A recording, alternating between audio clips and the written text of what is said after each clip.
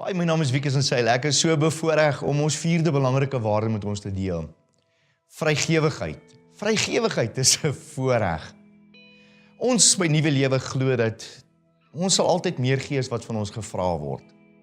Dit bly 'n voorreg om te kan gee. Onthou julle daai skrifgie in Handelinge 20 vers 35 waar hy afsluit om te sê dit is altyd beter, saliger is dit om te gee as om te ontvang.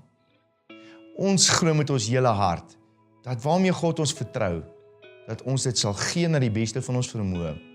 In Lukas 9 lees ons daardie fenominale verhaal waar Jesus brood en vis gedeel het. Ek dink nie die les was vir die mense, ek dink dit was vir die disippels, dat hulle kon sien wat Jesus sê vir hulle, gee julle vir hulle kos. En ek glo dat Jesus ons as Nuwe Lewe roep, dat ons die julle sal wees, vir die hulle, saam wie ons die pad stap. So kom ek en jy wees 'n persoon wat altyd vrygewig is. En as jy iets oor het om te gee, kan God altyd iets daarmee doen. Wees 'n persoon wat vrygewig is met jou tyd en jou talent, met jou karakter en jou vermoëns, ja selfs met jou geld.